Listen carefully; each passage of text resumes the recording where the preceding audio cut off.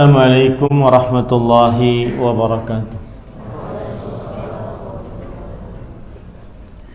Bismillahirrahmanirrahim.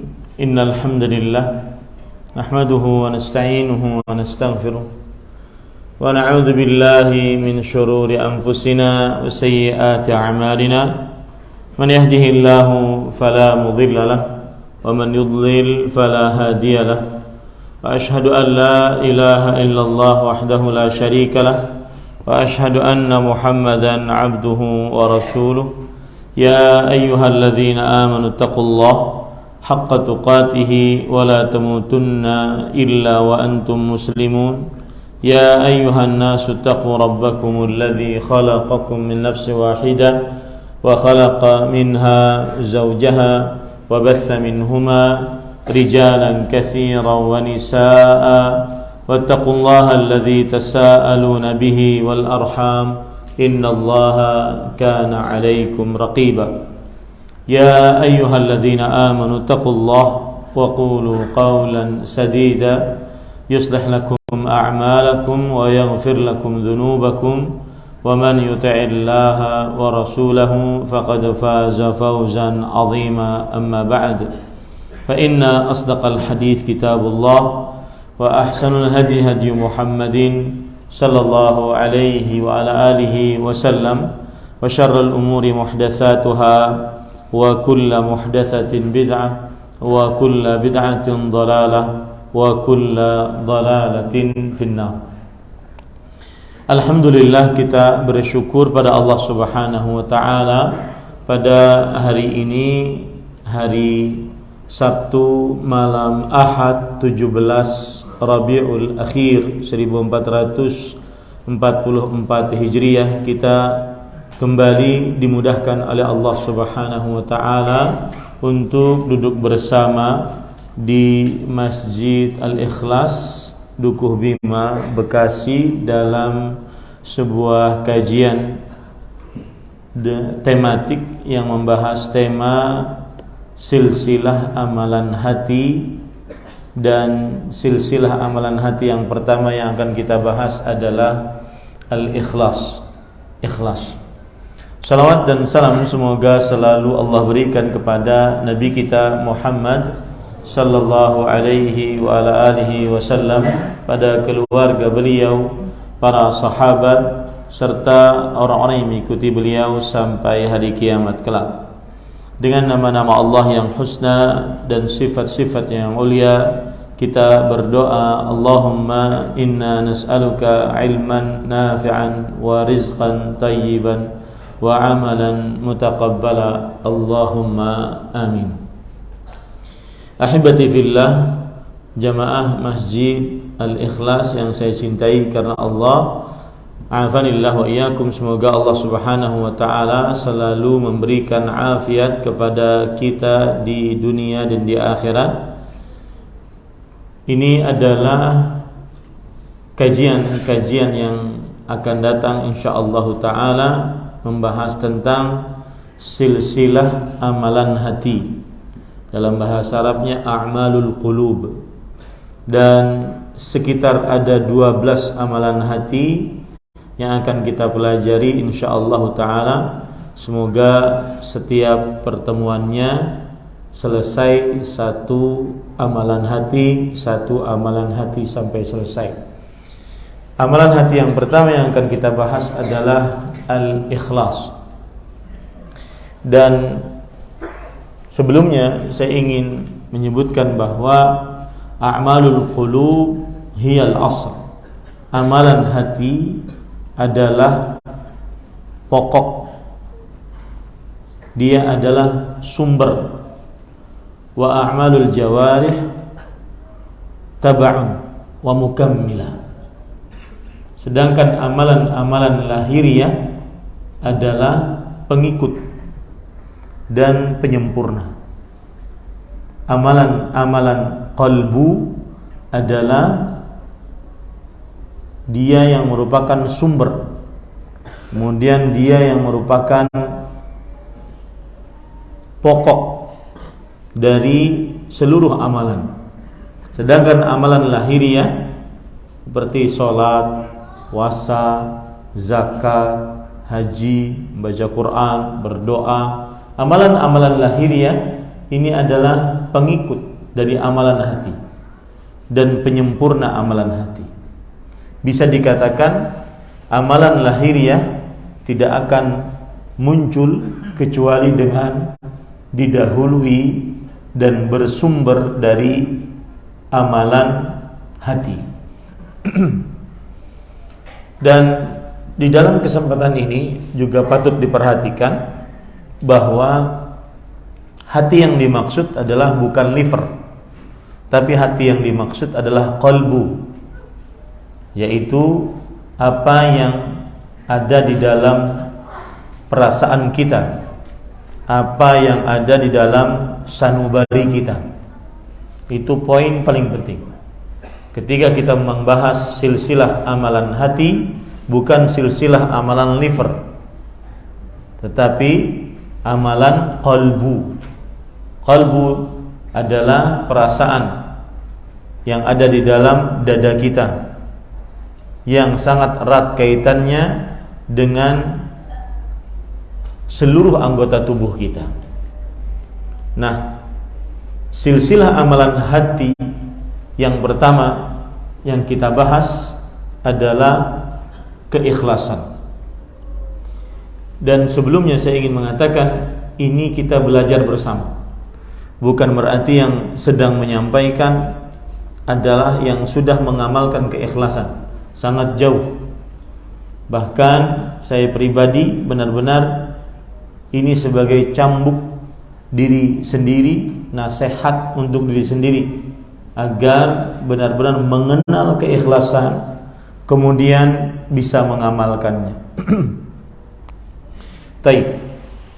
Sekarang kita poin yang pertama adalah pengertian ikhlas.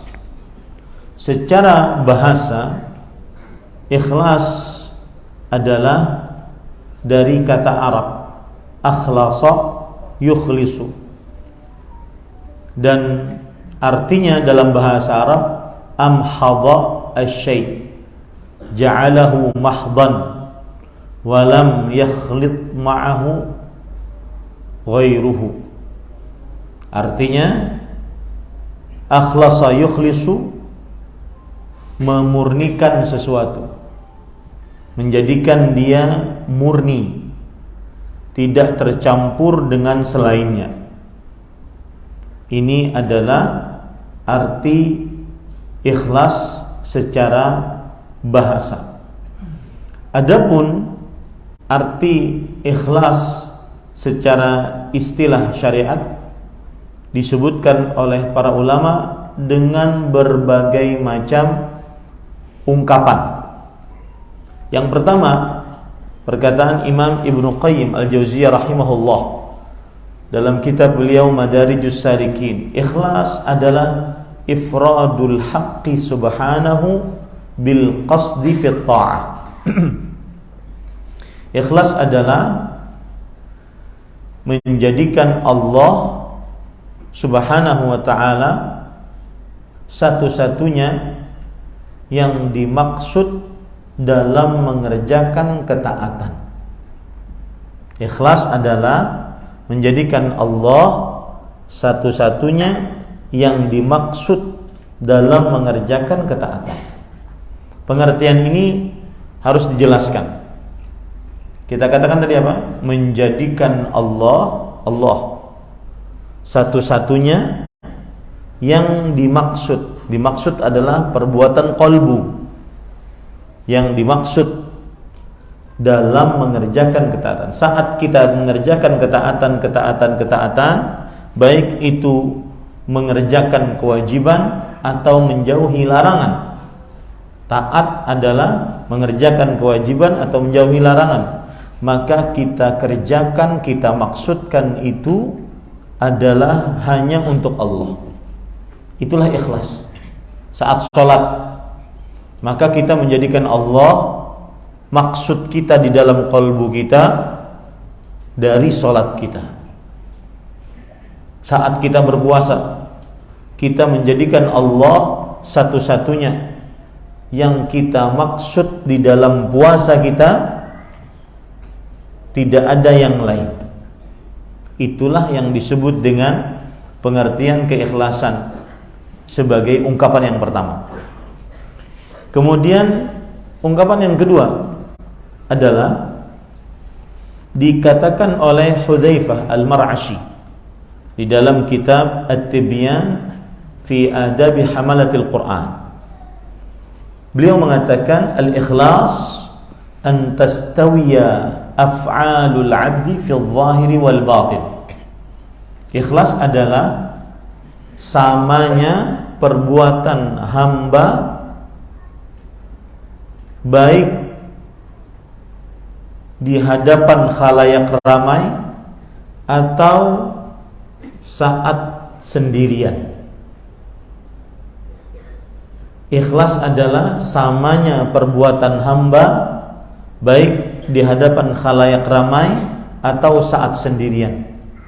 Di hadapan khalayak ramai dia tetap mengerjakan sholat qobliyah ba'diyah. Begitu juga saat sendirian dia mengerjakan qobliyah ba'diyah. Di hadapan khalayak ramai dia mengerjakan sedekah, saat sendirian dia juga mengerjakan sedekah.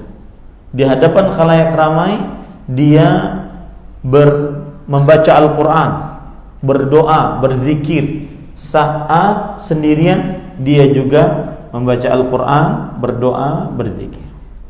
Ini berarti dia mengerjakan keikhlasan. Ini ungkapan yang kedua.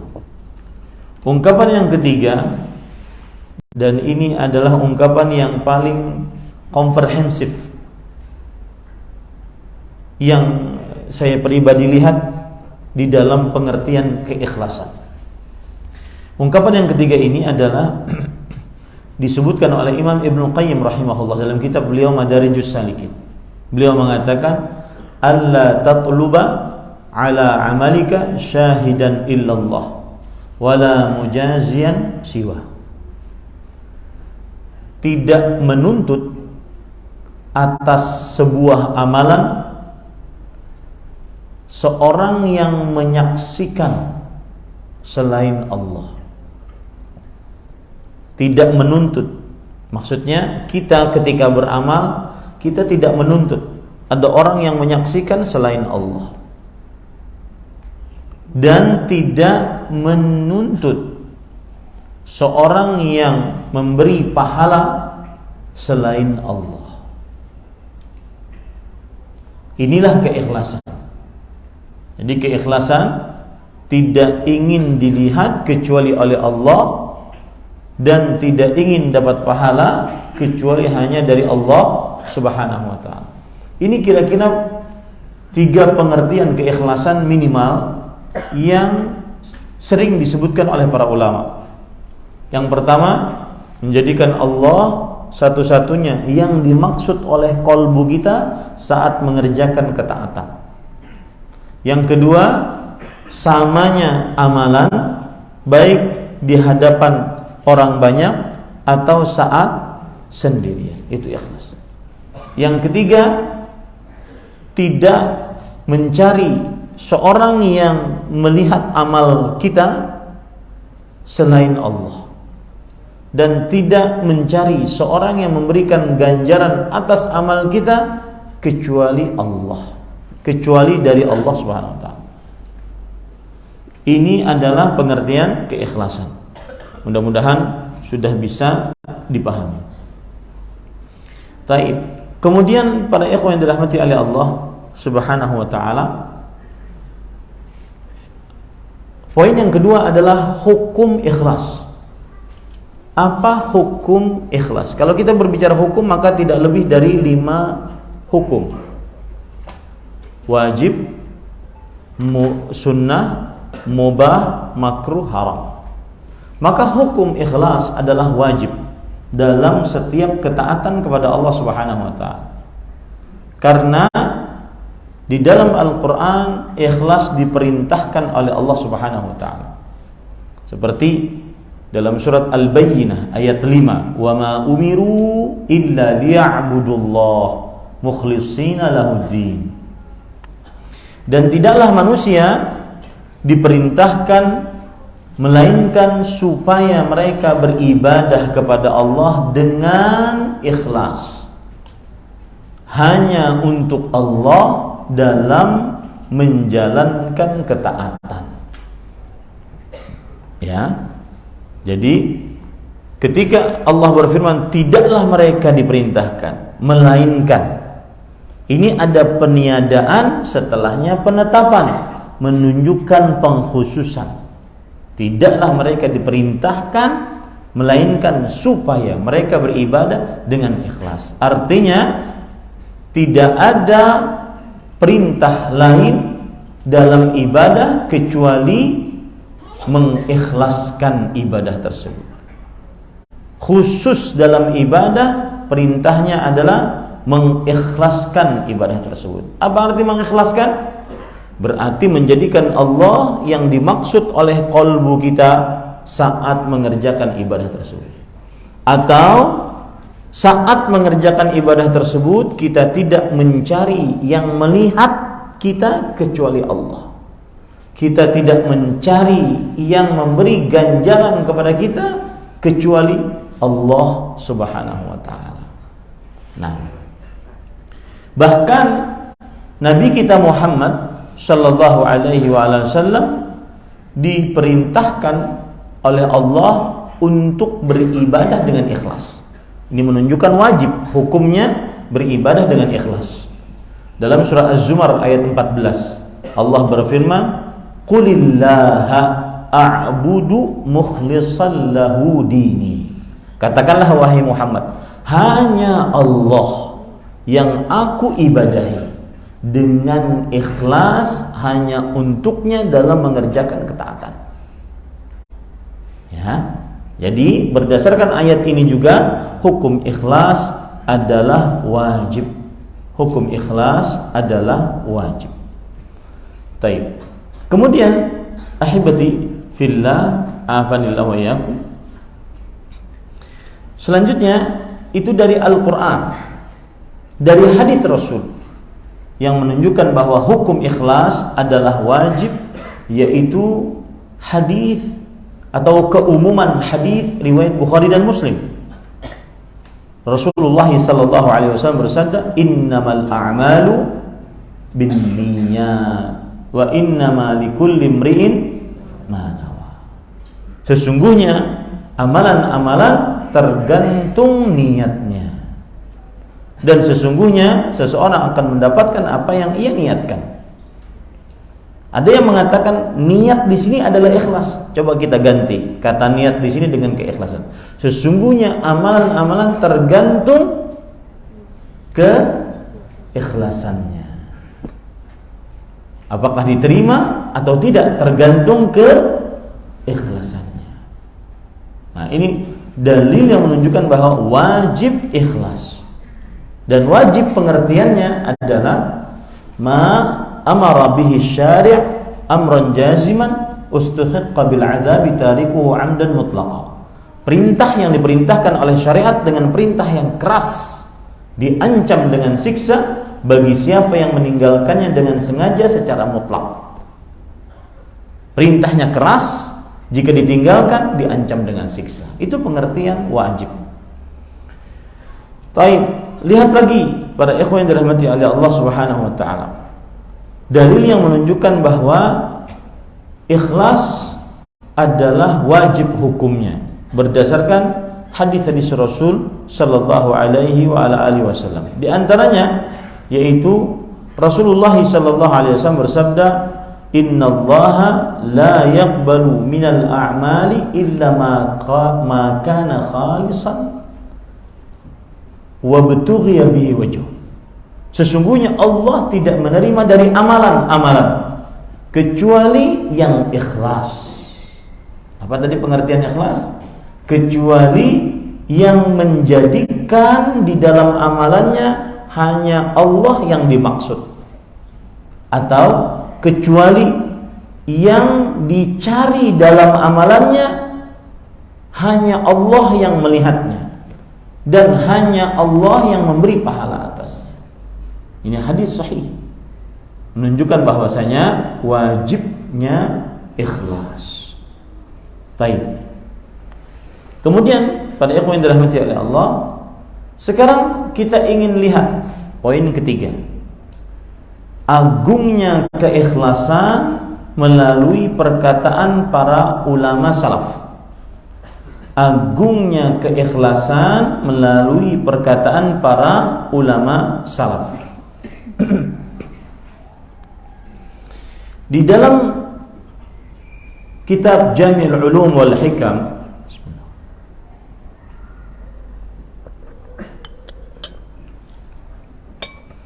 seorang ulama besar, Abdurrahman bin Mahdi, seorang tabi'i,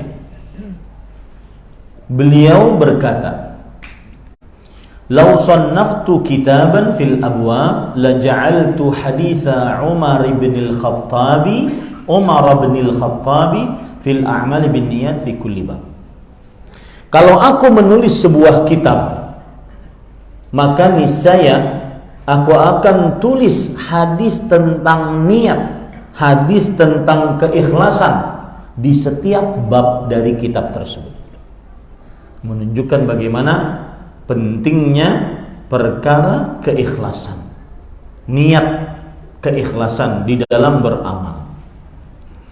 Kemudian juga Yahya bin Abi Katsir rahimahullah, seorang ulama salaf, berkata sebagaimana disebutkan di dalam kitab Hilyatul Auliya dan juga Jami'ul Ulum wal Hikam, "Ta'allamun niyyah fa innaha ablaghu minal amal." Artinya, belajarlah niat, yaitu belajarlah keikhlasan. Sesungguhnya ia lebih dahsyat dibandingkan amalan. Jadi sebelum beramal, belajarlah keikhlasan yang merupakan niat dalam amal. Sesungguhnya dia lebih dalam daripada amal itu sendiri. Ini para ikhwah yang dirahmati oleh Allah Subhanahu wa taala. Baik. Kemudian selanjutnya, poin yang keberapa? Yang keempat.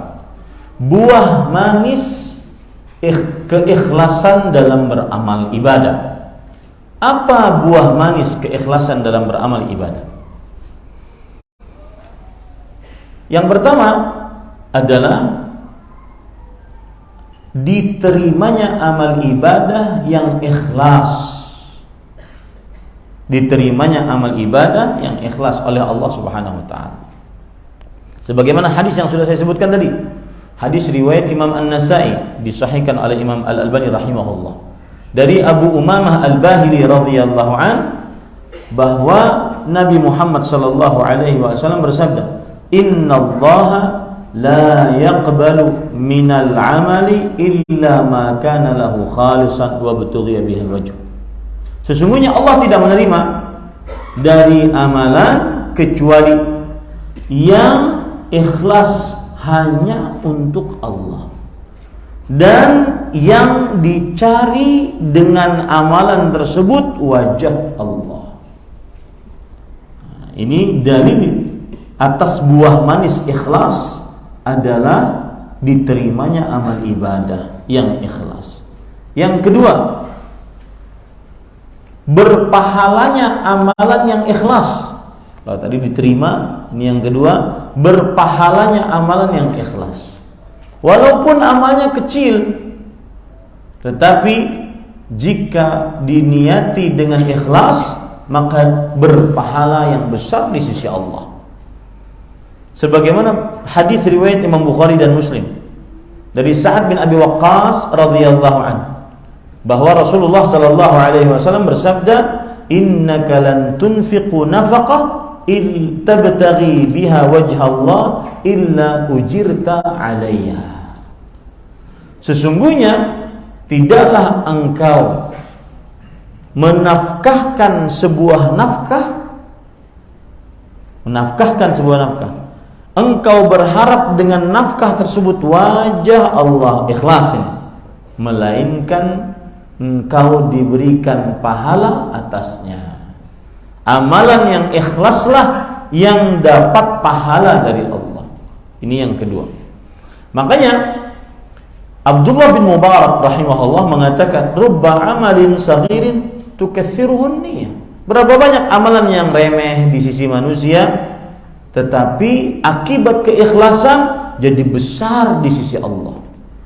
Walaupun hanya 1.000 rupiah, walaupun hanya 1 pena yang kita kasihkan, tetapi dengan niat yang ikhlas besar di sisi Allah Subhanahu wa taala. Walaupun hanya 1 teguk air yang diberikan kepada anjing dalam riwayat Bukhari, tetapi karena ikhlas maka mengampuni dosa-dosa, terutama orang tersebut sudah berzina dalam riwayat Bukhari.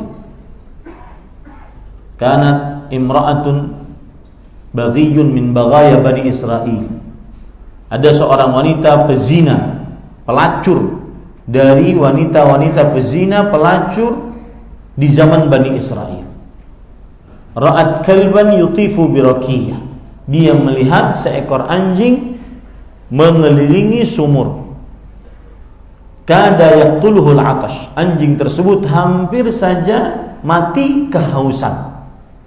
Fanaza'at muqaha fasaqathu. Lalu dia lepas sepatu hak tingginya, lalu dia turun ke sumur, lalu dia ciduk airnya dan dia minumkan ke anjing tersebut. Faghufira laha bihi. Maka diampuni dosanya disebabkan amalan tersebut. Syekhul Islam Ibnu Taimiyah rahimahullah menjelaskan hadis ini bahwa salah satu penyebab perempuan tukang zina tersebut diampuni dosanya adalah karena dia mengerjakannya dengan ikhlas. Apa buktinya dia ikhlas? Usaha. Yang kedua, tidak berharap terima kasih, karena yang ditolong anjing yang tidak bisa berterima kasih dengan ucapan. Gak bisa anjing mengucapkan jazakallah khair, gak bisa. Dan yang ketiga, buktinya adalah dia mengamalkan itu tidak kelihatan oleh manusia. Tidak ada yang melihat pada waktu itu. Bukti-bukti dia ikhlas dalam amalnya. Intinya yang kedua adalah amalan ikhlas lah yang mendatangkan pahala dari Allah Subhanahu wa taala. Yang ketiga, buah manis beriman kepada keikhlasan, buah manis dalam beramal karena ikhlas adalah diampuni dosa. Sebagaimana hadis riwayat Imam Tirmidzi dari Abdullah bin Amr bin As radhiyallahu anhu. Hadisnya disahihkan oleh Imam Hakim dan beliau mengatakan, dan juga Imam Az-Zahabi, yaitu hadis tentang kartu keikhlasan, bahwa nanti di hari kiamat ada orang dibawakan kepadanya buku catatan amalnya sejumlah 99 buku catatan amal, dan seluruhnya isinya dosa. Lalu Allah Subhanahu wa taala berfirman, hal tunkiru min hadza syai'an? Apakah engkau mengingkari dosa-dosa yang tertulis ini?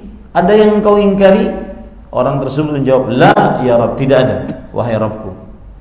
Kemudian Allah Subhanahu wa taala berfirman, la dzulma 'alaik, tidak ada kezaliman atas dirimu sehari ini. Fatukhraju lahu bitaqatun qadru al-kaffi fiha syahadatu an la ilaha illallah. Maka dikeluarkanlah kartu sebesar telapak tangan, tertulis dalamnya keikhlasan, la ilaha illallah. Kemudian orang ini berkata, aina taqa hadhil bitaqa ma hadhis sijillah? Bagaimana bisa ditimbang 99 buku catatan amal seluruhnya dosa dengan satu kartu ini? Kemudian fatudau hadhil bitaqa fi kiffah was sijillatu fi kiffah fa thaqulatil bitaqa wa tashatis sijillat. Maka diletakkanlah 99 buku catatan amal dalam satu timbangan, kemudian satu kartu dalam timbangan yang lain. Maka berat timbangan kartu dan terangkat timbangan buku catatan amal. Ini menunjukkan bahwa keikhlasan menghapuskan dosa. Sebagaimana yang sudah saya sebutkan tadi tentang hadis seorang wanita berzina yang meminumi seekor anjing yang mau meninggal. Nah, kemudian ahibati fillah, afanillah wa iyyakum. Buah manis keikhlasan yang lain adalah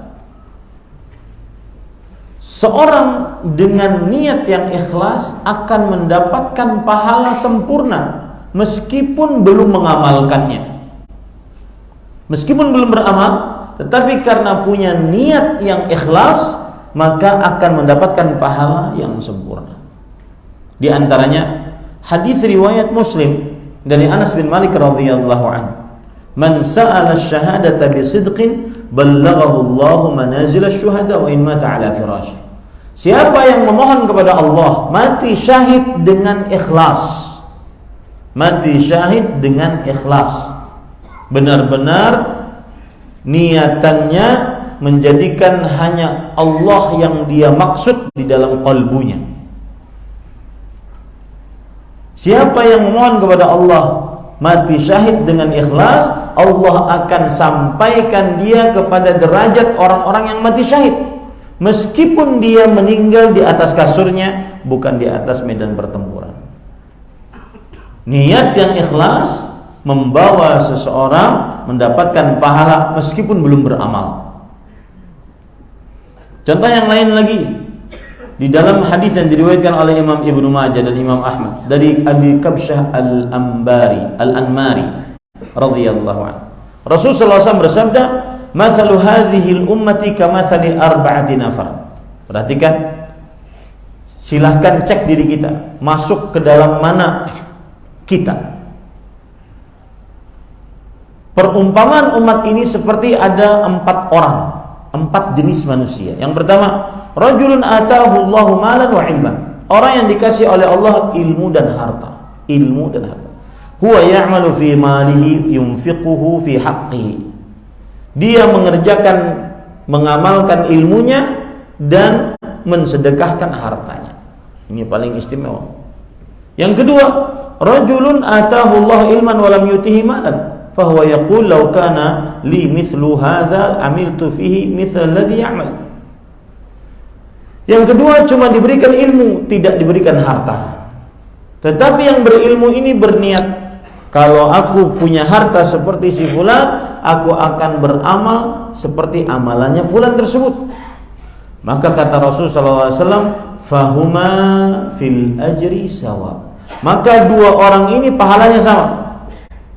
2 orang ini pahalanya sama. Yang ketiga adalah seorang yang diberikan oleh Allah Subhanahu wa taala harta, tetapi dia tidak mengamalkan dengan hartanya tersebut yang diridhai oleh Allah Subhanahu wa taala. Akhirnya dia celaka. Yang keempat, yang tidak diberi ilmu dan harta, tetapi dia bercita-cita seperti orang kalau kaya ingin bermaksiat. Sudah miskin, tidak punya ilmu, niatannya jelek. Maka 2 orang, 3 dan 4 ini di dalam dosa sama. Nah, ini menunjukkan bahwasanya dengan niat yang ikhlas seseorang akan mendapatkan pahala meskipun belum beramal. Meskipun belum beramal.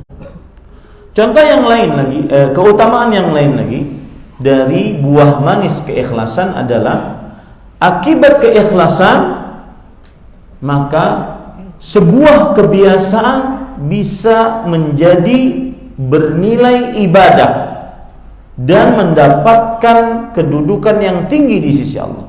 Kebiasaan bernilai ibadah dan mendapatkan kedudukan yang tinggi di sisi Allah Subhanahu wa taala. Contoh hadis Rasul sallallahu alaihi wasallam Riwayat Bukhari dan Muslim dari Sa'ad bin Abi Waqqas radhiyallahu anhu bahwa Rasulullah sallallahu alaihi wasallam bersabda, "Innaka lan tunfiqu nafaqatan tabtaghi biha wajha Allah illa ujirta 'alaiha hatta ma taj'alu fi fahmi imra'atik." Sesungguhnya tidaklah pernah engkau menafkahkan sebuah nafkah berharap dengannya wajah Allah, melainkan engkau akan diberikan pahala atasnya sampai suapan yang engkau suapan di mulut istrimu berpahala. Ya. Tidak ada orang, oh saya mau ibadah dulu ya nyuapin engkau, enggak ada. Itu sedang sayang-sayangan orang suami istri, saling suap-suap. Tetapi ketika dia ikhlas, hal tersebut dia kerjakan hanya karena ingin bermaksud kepada Allah mendapatkan pahala, dia dapatkan pahalanya. Ini buah manis keikhlasan, merubah hal yang biasa menjadi bernilai ibadah dan mendapatkan kedudukan yang tinggi di sisi Allah Subhanahu wa taala. Berkata Zabid al-Yami, "Inni uhibbu an takuna li niyyatun fi kulli syai', hatta fi at-ta'am wasyarab." Aku suka mempunyai keikhlasan di dalam apapun, sampai dalam makan dan minum. Karena dengan niat yang ikhlas tadi, makan dan minumnya berubah menjadi ibadah kepada Allah Subhanahu wa taala. Berubah menjadi ibadah kepada Allah Subhanahu wa taala. Contoh misalkan, orang, ini contoh-contoh kebiasaan manusia. Seorang memakai minyak wangi ketika pergi ke masjid. Dengan niat yang ikhlas, akhirnya dia dapat pahala. Apa niat ikhlasnya? Dia ingin menghormati rumah Allah. Dia tidak ingin menyakiti kaum muslimin di dalam masjid, tidak ingin menyakiti para malaikat. Dengan begitu dia dapat pahala dari Allah Subhanahu wa taala.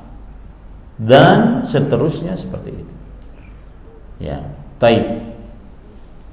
Kemudian buah manis keikhlasan yang lain adalah hanya orang-orang ikhlas yang selamat dari godaan syaitan, terutama godaan syahwat yang diharamkan.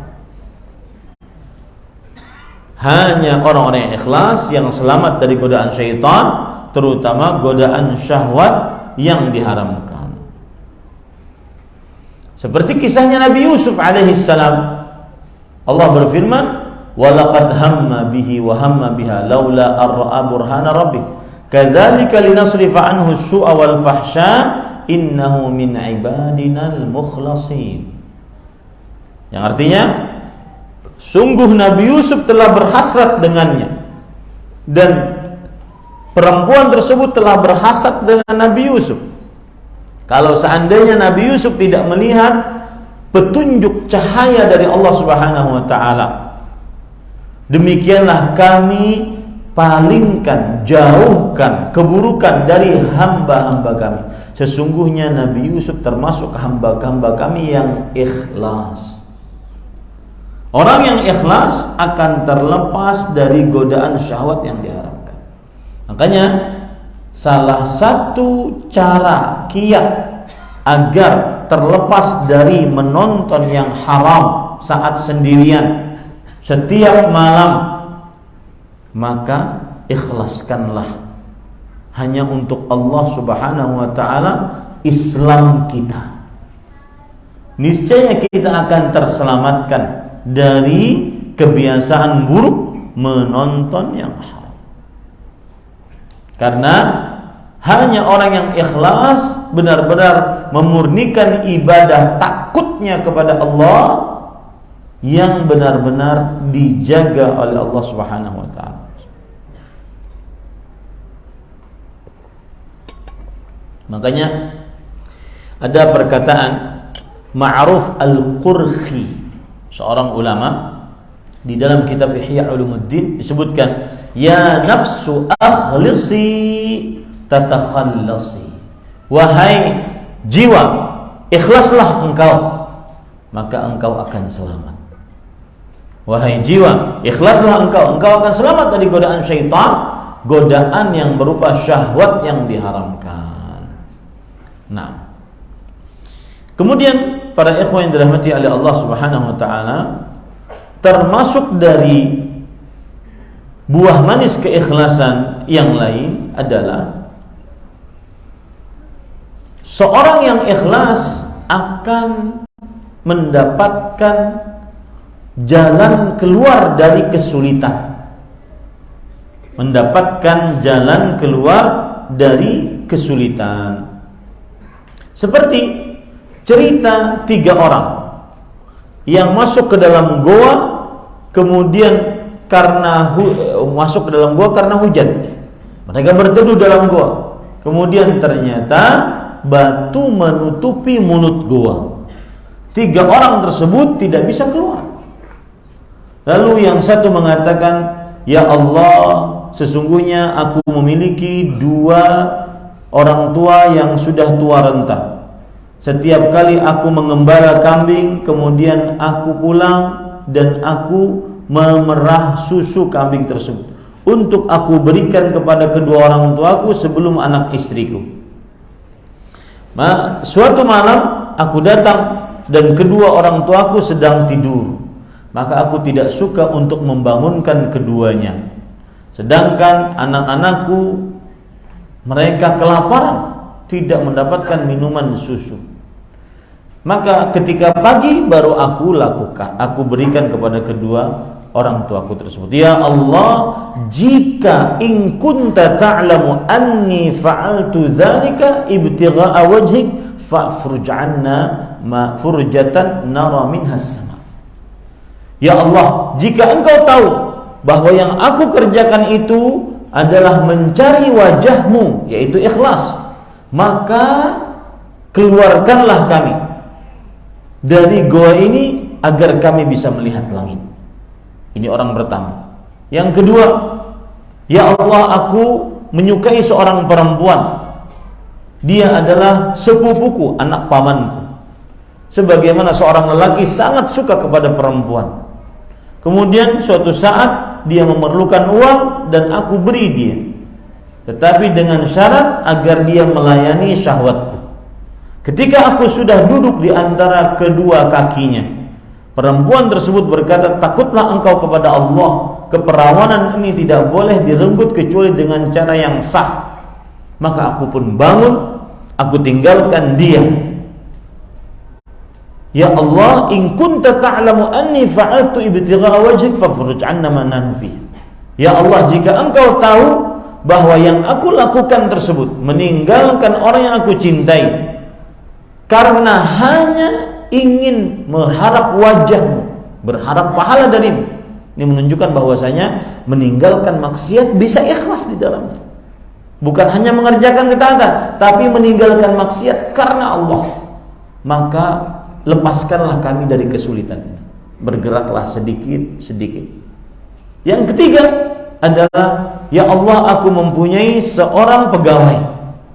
Dia tidak mengambil gajinya, lalu gajinya ku simpan, lalu ku kembang biakan, lalu suatu saat dia datang dan ingin mengambil gajinya. Aku katakan, semua yang kau lihat dari kambing-kambing tersebut adalah gajimu.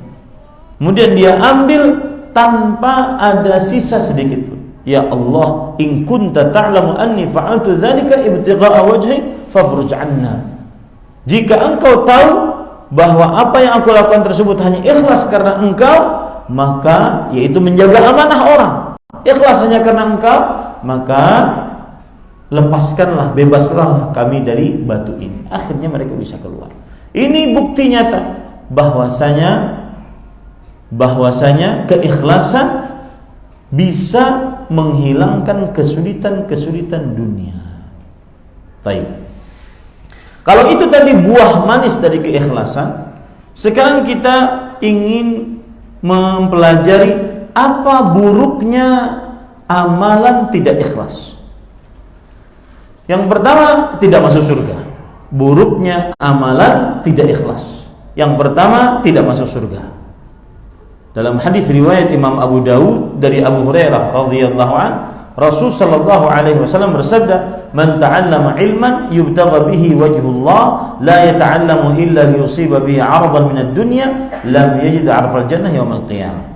Siapa yang belajar sebuah ilmu yang semestinya dicari ilmu tersebut karena ingin wajah Allah Azza wa Jalla, tetapi dia tidak mempelajarinya kecuali ingin mendapatkan sebagian dari harta benda dunia, maka ia tidak akan mendapatkan bau wangi surga pada hari kiamat. Tidak masuk surga. Yang tidak ikhlas tidak masuk surga. Yang kedua, masuk ke dalam nerakanya Allah Subhanahu wa taala. Bahayanya amalan tidak ikhlas memasukkan ke dalam nerakanya Allah Subhanahu wa taala. Yaitu sebuah hadis riwayat Imam Muslim dari Abu Hurairah radhiyallahu anhu tentang orang yang pertama kali dimasukkan ke dalam neraka jahanam. Yang pertama, seorang yang berjihad di jalan Allah tetapi bukan karena ikhlas, tetapi ingin dikatakan pemberani dan seterusnya. Yang kedua, orang yang belajar ilmu agama atau mempelajari Al-Quran bukan karena ikhlas, hanya berharap pahala dari Allah, bukan, tetapi ingin dikatakan sebagai alim, oh dalam ilmunya, sebagai qari, oh ahli baca Al-Quran. Yang ketiga, seorang yang diluaskan rezekinya, dia bersedekah bukan karena ikhlas ingin dapat pahala dari Allah, tetapi agar dikatakan sebagai seorang dermawan. Tiga orang ini adalah orang-orang yang mengamalkan amalan-amalan agung, jihad, menuntut ilmu, bersedekah, tetapi tidak bermanfaat saat tidak ikhlas. Itu buruknya ketidakikhlasan. Kemudian yang ketiga, buruknya ketidakikhlasan adalah tidak diterima amalnya. Tidak diterima amalnya. Sebagaimana hadis riwayat Imam Muslim dari Abu Hurairah radhiyallahu anhu. Rasul sallallahu alaihi wasallam bersabda, qala Allah tabaraka wa ta'ala, ana aghna syuraka yani syirk. Man 'amila 'amalan asyraka fihi ma'iya ghairi taraktuhu wa syirka. Aku, kata Allah, zat yang sangat tidak membutuhkan sekutu. Siapa yang beramal dia mensekutukanku di dalamnya, yaitu riya, maka aku tinggalkan pelakunya dan amalnya. Tidak diterima oleh Allah Subhanahu wa ta'ala. Lihat lagi hadis riwayat Imam An-Nasai dari Abu Umamah Al-Bahili radhiyallahu anhu. Ada seorang lelaki bertanya kepada Rasulullah SAW, "Ara'aita rajulan ghazala yaltamisul ajra wa dzikra malah?" Wahai Rasulullah, kalau ada orang berjihad, ingin pahala tapi juga ingin dikenang sebagai pahlawan, kata Rasulullah SAW, "La syai'alah." Tidak ada pahala apapun untuknya. 3 kali diulang-ulang seperti itu. Kata Rasulullah SAW, "La syai'alahu." Tidak ada pahala apapun. Meskipun besar, meskipun uang yang keluar banyak, keringat yang tertetes banyak, darah yang tertetes banyak, maka jika tidak ikhlas tidak diterima oleh Allah Subhanahu wa ta'ala. Baik, adzan dulu. Nah, silakan.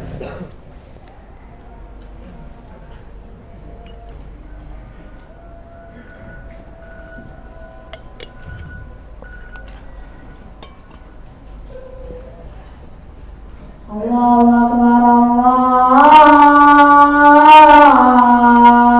Allahu Akbar, Allahu Akbar,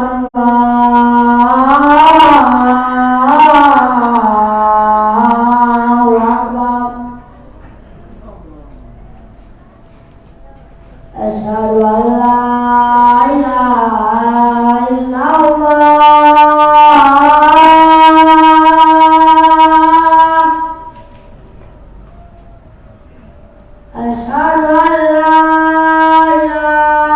illallah.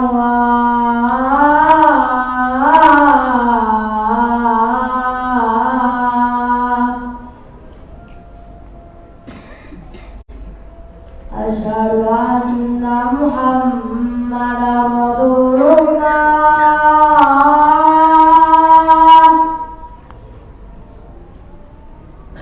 Asyhadu anna Muhammadar Rasulullah.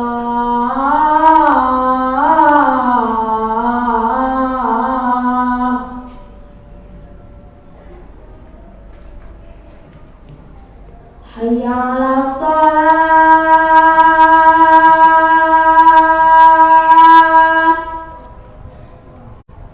Hayya 'alas shalah.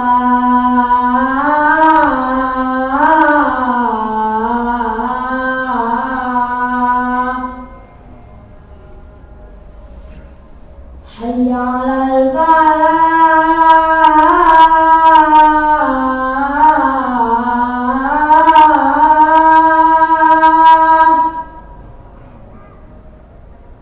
Hayya 'alal falah.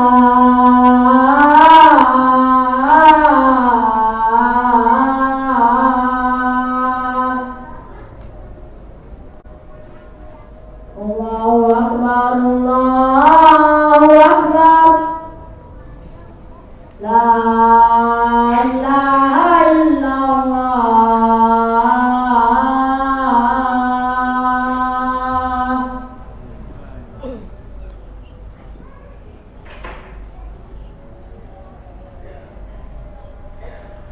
Baik, tadi bahaya amalan tidak ikhlas. Ada berapa tadi? Yang pertama, tidak masuk surga. Yang kedua, masuk ke dalam neraka. Yang ketiga, tidak diterima amalnya. Baik. Sekarang, nah ini poin menarik, yaitu cerita-cerita para salafus saleh yang berkaitan dengan keikhlasan. Atau poinnya adalah keadaan para salafus saleh dengan ikhlas. Yang pertama, para salafus saleh menganggap ikhlas itu sulit, sangat sulit, tapi tidak mustahil. Para salafus saleh, para sahabat, para tabi'in, para tabi'ut tabi'in menganggap ikhlas itu sulit dan sangat sulit, tapi tidak mustahil. Seperti misalkan perkataan dari Sahal bin Abdullah At-Tasturi. Beliau ini, saya tadi tidak sempat untuk melihat berapa umur mereka, tapi kita lihat insyaallah cepat. Beliau ini adalah ulama Islam di abad ketiga Hijriyah, wafat pada tahun 283 Hijriyah. Jadi kalau boleh dibilang kan begini, zaman sahabat itu paling terakhir adalah 110 Hijriah. Yang paling terakhir meninggal itu Abu Tufail radhiyallahu anhu. Kemudian zaman tabi'in itu sekitar 170 Hijriah. Zaman tabi'ut tabi'in sekitar 254 Hijriah. Nah, itu terakhir tiga zaman keemasan. Beliau ini berarti setelahnya Sahal bin Abdullah At-Tusturi, tapi masih dekat lah. Wafat pada tahun 283 Hijriah. Namanya Abu Muhammad Sahal bin Abdullah bin Yunus At-Tusturi. Dan beliau berkata, ketika beliau ditanya, ayyu syai'in asyaddu 'ala nafs? Apa yang paling berat dilakukan oleh seseorang dalam rangka ibadah? Maka beliau menjawab, al-ikhlas. Ikhlas paling berat dilakukan oleh seseorang. Kenapa? Li'annahu laisa laha fihi nasib. Lihat, perhatikan perkataan beliau. Karena orang kalau ikhlas tidak mendapatkan apa-apa. Bagi dirinya tidak terkenal, tidak dicatat namanya sebagai nama yang pertama, bahkan tidak ada orang tahu. Nanti saya akan ceritakan cerita-cerita yang menakjubkan dari bagaimana sikap para salafus saleh tentang keikhlasan. Li'annahu laisa laha fihi nasib. Karena dengan keikhlasan tersebut diri seseorang tidak akan mendapatkan apa-apa, karena dia akan mendapatkan pahala dari Allah. Dari manusia dia tidak dapat. Kemudian contoh yang lain juga yang menunjukkan bahwa poin yang pertama yaitu keikhlasan bagi para salafus saleh sulit dan sangat sulit tetapi tidak mustahil. Perkataan Yusuf bin Asbaq rahimahullah. Beliau mengatakan takhlisun niyyah min fasadiha ashaddu 'alal 'amilina min tulil ijtihad. Mengikhlaskan niat ini lebih berat terhadap orang-orang yang beramal dibandingkan amalan itu sendiri. Contoh, orang tahajud, orang puasa, ya, puasa Daud, puasa Senin Kemis, puasa 3 hari, bersedekah, mengikhlaskan niat dalam amalan-amalan tersebut lebih berat dibandingkan amalan-amalannya tadi. Paham maksudnya? Kan puasa berat, bersedekah berat, sholat malam berat, tetapi ada yang lebih berat, mengikhlaskan niat sebelum beramal lebih berat daripada amalan-amalan itu tadi. Makanya para ulama salaf mengatakan ikhlas itu sulit dan sangat sulit, tapi tidak mustahil. Ini yang pertama. Yang kedua, para salaf saleh mereka dengan keikhlasan tidak mensifati dirinya orang ikhlas. Tidak mau mensifati dirinya orang ikhlas. Ya, para salafus saleh. Contoh misalkan seorang ulama salaf mengatakan Hisham ad-Dustuwai. Ini Hisham ad-Dustuwai.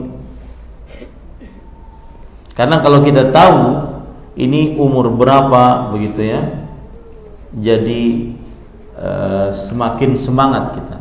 Hisham ad-Dustuwai rahimahullahu ta'ala wafat pada tahun 154 Hijriah. 154 Hijriah.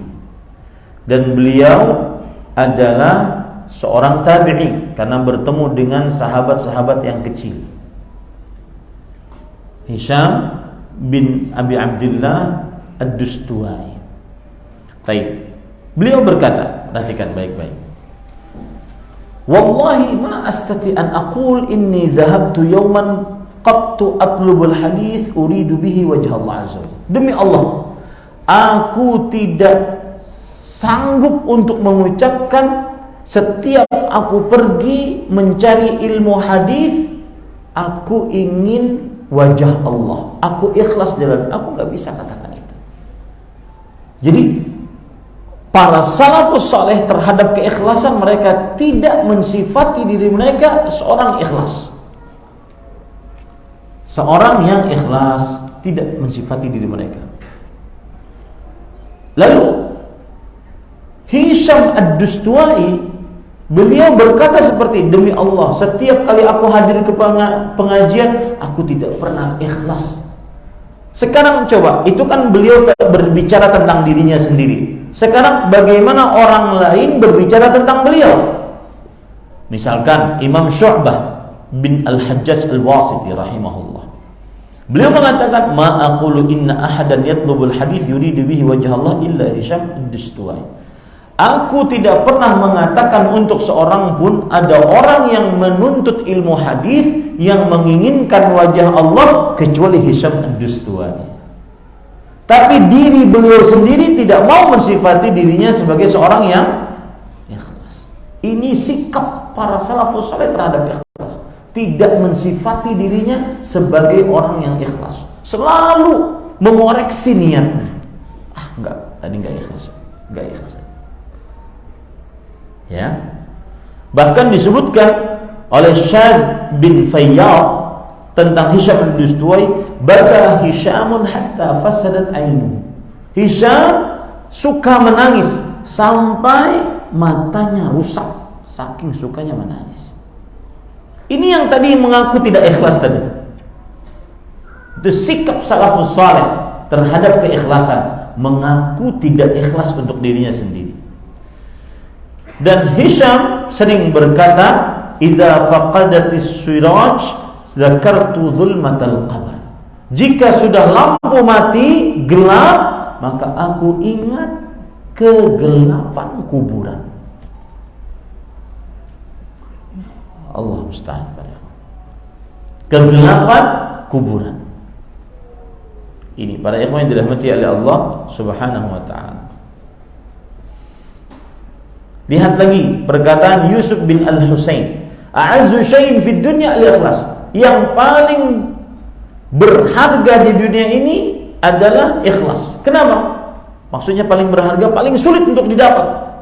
Kam ajtahidu fi isqatir riya min qalbi fa ka'annahu yanbutu ala launin akhar. Berapa banyak aku menggugurkan riya dari hatiku, tetapi seakan-akan dia tumbuh lagi, tidak pernah mensifati dirinya dengan ikhlas.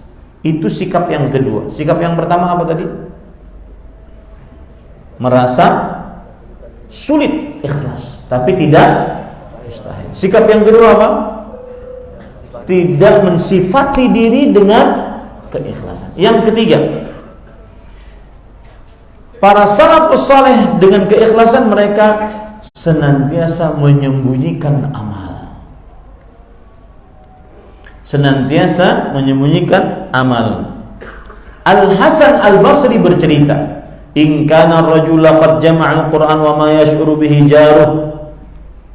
Ada orang, kata Hasan Al-Basri, ada orang yang hafal Quran, tetangganya nggak tahu kalau dia hafal Quran. Wa in kana ar-rajul laqad faqiha al-fiqh al-katsir wa ma yashuru bihi an-nas. Ada orang yang paham ilmu fikih dan luas ilmunya dan orang-orang tidak tahu. Wa in kana ar-rajul yusalli salat at-tawila fi baiti wa indahu wirduz zur ay wa indahu wardatuz zur ayat duyuf wa ma yash'uruna bih. Ada orang sholat di rumah dengan sholat yang panjang, padahal dia punya tamu di dalam rumahnya. Tamunya nggak tahu kalau dia sholat panjang. Ini pada ikhwan menyembunyikan amal. Kemudian pada ikhwan yang dirahmati oleh Allah Subhanahu wa taala, bahkan menyembunyikan amal dari orang yang paling terdekat, istri. Disebutkan di dalam kitab Hilyatul Awliya dan Sifatus Safwah. Berkata istri Hassan ibn Abi Sinan, Hassan bin Abi Sinan, seorang ulama salaf. Kana yaji'u fayadkhulu ma'i fi firashi. Hassan, suamiku, tidur bersama dalam satu ranjang. Thumma yukhadi'uni kama tukhadi'ul mar'atu sabiyah. Kemudian dia pura-pura tidur. Kata istrinya nih, pura-pura tidur. Seperti seorang ibu sedang menidurkan anaknya. Istri kita kan kalau menidurkan anaknya, dia pura-pura tidur agar anaknya tidur. Ternyata ibunya duluan. Ya. Fa idza 'alima anni nimtu salla nafsahu fa kharaja. Jika sudah merasa bahwa istrinya sedang tidur, sudah tidur, maka dia pelan-pelan keluar. Lalu sholat. Lalu sang istri mengatakan, "Ya Aba Abdillah, kan tu'adzibu nafsak, irfa' bi nafsik." Wahai Abu Abdillah, wahai suamiku, mengapa engkau siksa dirimu seperti ini? Kasihani dirimu. Ini ada istri, ini ada tidur, kasihani dirimu. Menyembunyikan amal. Apa kata sang suami? Uskuti waihak, fayushiku an arqud raqdatan la aqumin minha zamanan. Diam engkau wahai istriku, celaka engkau. Hampir saja sebentar lagi aku akan tidur selamanya, tidak akan bangun setelah ini. Maksudnya mati. Lihat bagaimana dia menyembunyikan amalnya. Bahkan disebutkan dalam kitab Hilyatul Awliya, Sama Daud ibnu Abi Hind. Daud bin Abi Hind, Daud namanya, bukan Nabi Daud, tetapi Daud bin Abi Hind berpuasa selama 40 sanah la ya'lamu bi ahlu. 40 tahun puasa, istrinya enggak tahu. Kok bisa? Yahmilu ma'ahu ghada'ahu min 'indihim fayatasaddaqu bihi fi tariq. Setiap pagi dia keluar, dia bawa makanannya yang dimasak oleh istrinya. Dia bawa makanannya, dia sedekahkan di jalan. Dan dia berpuasa. Wa yarji'u 'ashiyyan fayuftiru ma'ah. Dan ketika malam, sudah sore, maghrib, pulang dan berbuka puasa bersama istrinya. Istrinya nggak tahu. 40 tahun. Bagaimana sekarang dengan sedikit-sedikit selfie? 40 tahun nggak tahu istrinya puasa. Bagaimana sekarang yang ketika bulan Ramadan buat status, alangkah indahnya hari kedua sudah 10 juz. Bagaimana sekarang ketika, dan ini juga cambuk bagi saya, ketika haji umrah memvideokan dirinya dari mulai berangkat sampai selesai, bahkan sampai di tempat yang tersuci yang semestinya tidak ada yang boleh tahu, ketika di Arafah. Bagaimana sekarang?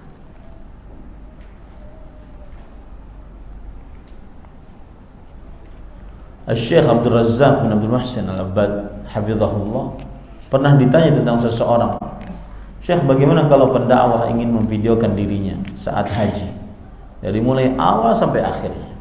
Beliau menjawab, kalau saya, mungkin saya tidak ikhlas.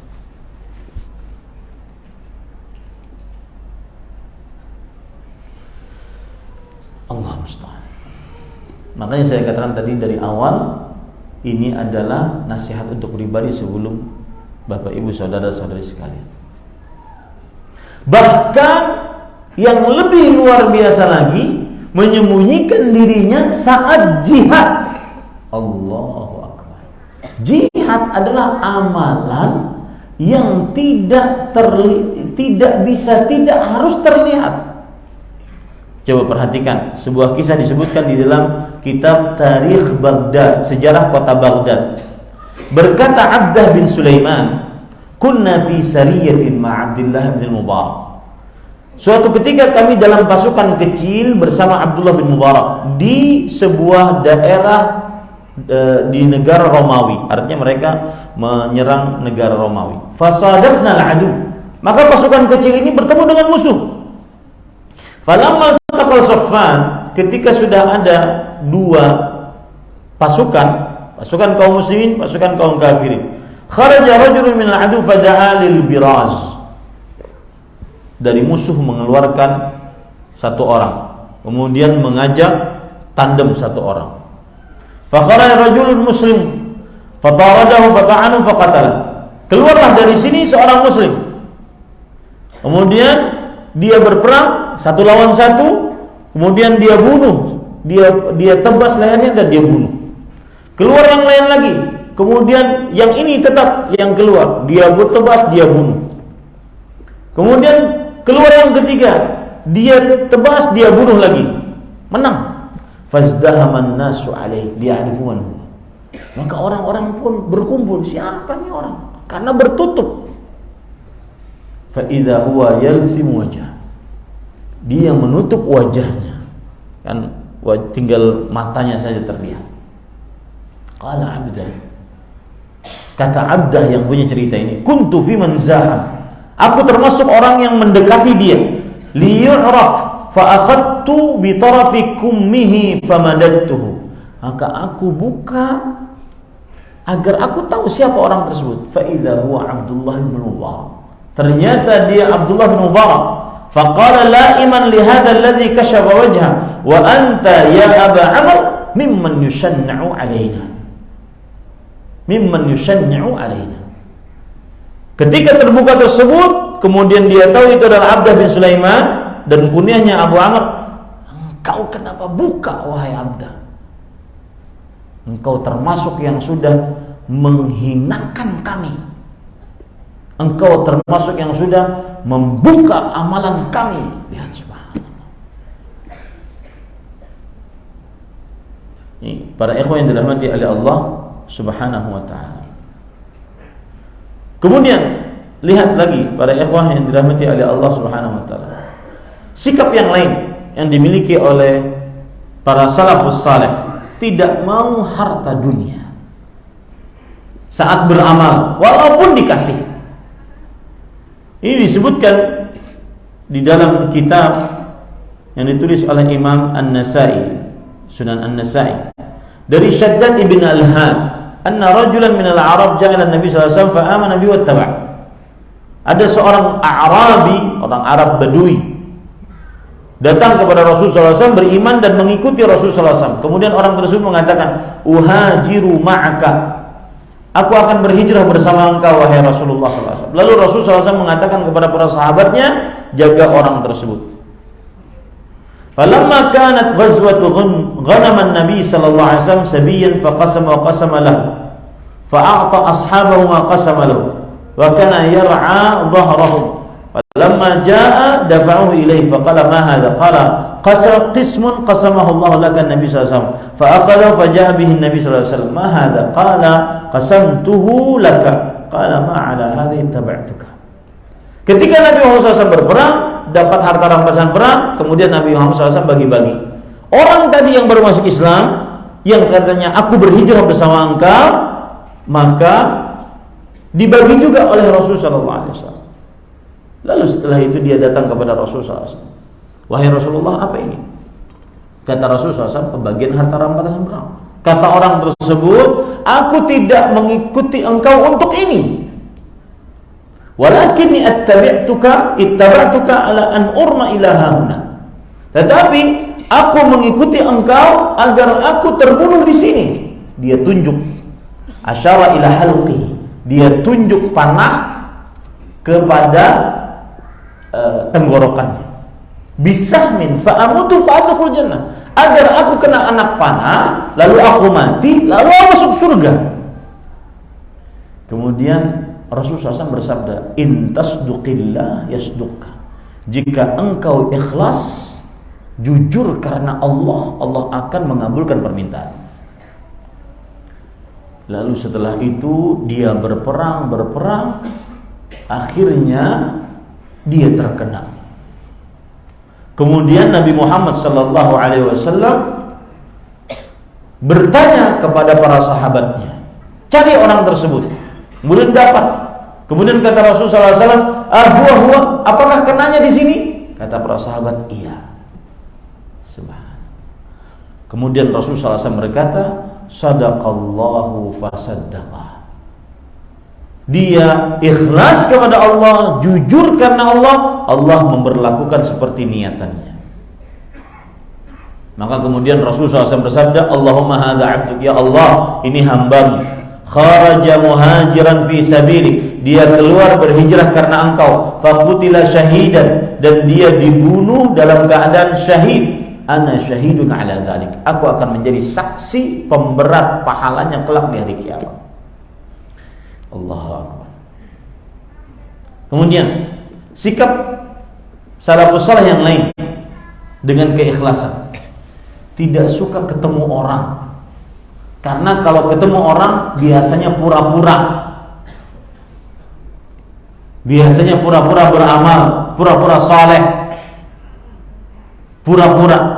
Makanya disebutkan di dalam kitab Hilyatul Awliya, berkata Ali bin Bakkar Al-Basri, seorang ahli zuhud, la'an alqa syaitan ahabbu ilayya min alqa fulan, akhafu an atasanna'a lahu fa usqita min ainillah. Sungguh aku bertemu dengan setan lebih aku sukai dibandingkan aku bertemu dengan si fulan. Karena kalau aku bertemu dengan si fulan, aku pura-pura. Yang mana akhirnya karena pura-pura tersebut Allah akan tidak memandangku lagi. Ini sikap para salafus saleh, tidak mau berpura-pura. Kemudian sikap para salafus saleh. Nah, ini berat ini para ikhwan. Menyembunyikan tangisan. Sok nangis karena Allah. Terutama pas lagi ceramah. Lihat, disebutkan dalam kitab Syiar A'lamun Nubala, Hammad ibn Zaid berkata, "Kana Ayyub rubbama haddatsa bil hadits, fayariq wa tadma 'ainah, faja'athu 'abrah, faja'ala yamtakhit wa yaqul ma ashadd az-zukah."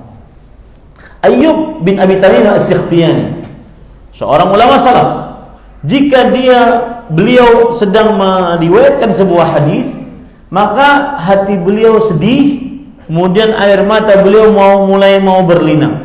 Beliau mau mulai menangis, akan tetapi beliau pura-pura seperti orang sedang pilek, seperti orang sedang flu. Kemudian beliau mengatakan, dahsyat sekali perlu aku ini. Padahal beliau sedang menangis karena Allah Subhanahu wa taala.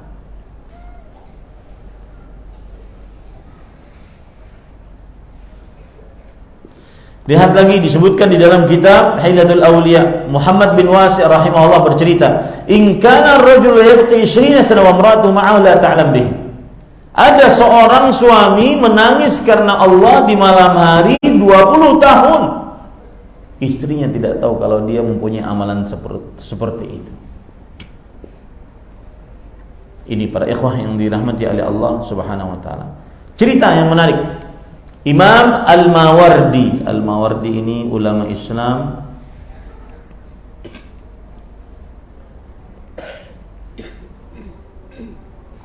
Al-Mawardi ulama Islam abad ke-5 Hijriah, wafat pada tahun 450 Hijriah. Beliau mempunyai cerita yang menarik tentang keikhlasan. Beliau ini nulis buku, dan beliau bermadzhab Syafi'i, Al-Mawardi. Menulis buku di dalam bidang tafsir, di dalam bidang fikih, dan banyak sekali. Dan beliau sembunyikan dari manusia. Beliau sembunyikan dari manusia. Ketika beliau mau wafat, baru beliau berbicara kepada seseorang. Kata beliau, al-kutub allati fil makanil fulani kulluha tasnifi. Itu buku yang di tempat itu semuanya adalah tulisanku. Wa innama lam udhhirha li'anni lam ajib niyatan khalisah. Lihat nih. Ya, dan sesungguhnya aku tidak memperlihatkan buku tersebut karena sampai sekarang aku belum mendapatkan niat yang ikhlas atas pengeluaran buku tersebut. Jadi urusannya ikhwah bukan banyak-banyakan buku yang tertulis, tetapi ikhlaskah niat di dalamnya. Ya. Fa idza ayantul mauta wa waqa'tu fin naz'i faj'al yadaka fi yadi. Jika aku sudah sekarat, mau dicabut nyawaku, maka letakkan tanganmu di tanganku. Fa in qabadtu 'alaiha wa 'asartuha fa'lam annahu lam yuqbal minni syai'.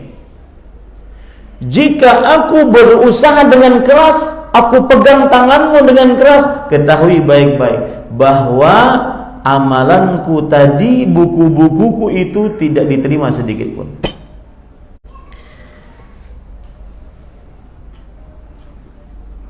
Fa'mid ilaiha wa alqiha fi dujlatin bil-lail. Maka ambil buku-buku tersebut, buang dalam kegelapan malam. Wa in basattu yadi wa lam aqbid ala yadik fa'lam annaha qubilat. Dan kalau seandainya engkau memegang tanganku dalam keadaan sekarat, kemudian aku tidak memegangnya, maka ketahuilah bahwa amalan tersebut telah diterima oleh Allah Subhanahu wa taala. Wa anni qad dhafirtu bima kuntu arjuhu min Allah, dan aku mendapatkan apa yang aku harapkan dari Allah Subhanahu wa taala. Lalu orang tersebut ketika, siapa tadi namanya? Al-Mawardi, ketika benar-benar sudah mau meninggal, kemudian diletakkan tangannya pada tangan Al-Mawardi rahimahullah. Kemudian Imam Al-Mawardi rahimahullah tidak memegang tangan tersebut dengan kuat, jadi biasa saja. Ya, maka orang tersebut mengetahui ini adalah tanda diterimanya amalan tersebut. Ya Subhan. Buku tidak dikeluarkan karena takut tidak ikhlas. Buku tidak dikeluarkan karena takut tidak ikhlas. Ali bin Husain, cicit Rasulullah sallallahu alaihi wasallam. Ali bin Husain bin Ali bin Abi Thalib, cicit Rasulullah sallallahu alaihi wasallam. Kana yahmil khubza bilail ala dhahri yatba'u bihi al-miskin fi dhulmah. Setiap malam bawa tepung di atas punggungnya. Dia menaruh tepung-tepung tersebut di rumah-rumah orang miskin. Wa yaqul as-sadaqatu fi sawadil lail tudfi'u ghadab ar-rabb. Sedekah di malam hari memadamkan kemurkaan Allah Subhanahu wa taala. Dan kana an-nasu min ahli al-Madinah ya'ishun la yadrun min aina ma'ashi. Orang-orang miskin tersebut mereka senantiasa mendapati makanan di depan rumah mereka. Mereka tidak tahu siapa yang bagi-bagi ini. Ketika meninggal Ali bin Husain bin Ali bin Abi Thalib rahimahullah, cicitnya Rasulullah sallallahu alaihi wasallam, barulah mereka tahu bahwa yang membagikan itu adalah Ali bin Husain. Karena setelah itu tidak ada lagi yang membagikan. Inilah para ikhwan yang dirahmati oleh Allah, sikap-sikap para salafus saleh. Taib. Sekarang poin terakhir. Mohon bersabar ya. Masih kuat kan? Poin terakhir. Cerita-cerita tadi sudah selesai. Sekarang permasalahan-permasalahan seputar ikhlas.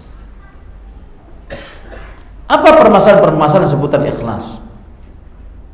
Dan saya berharap ya, kita semua mempunyai amalan yang tersembunyi. Tidak ada yang tahu kecuali hanya Allah dan dua malaikat yang mencatat amalan. Bahkan istri kita tidak perlu kita cerita. Sebagian orang kadang-kadang sudah beramal tersembunyi, tapi dia ceritakan.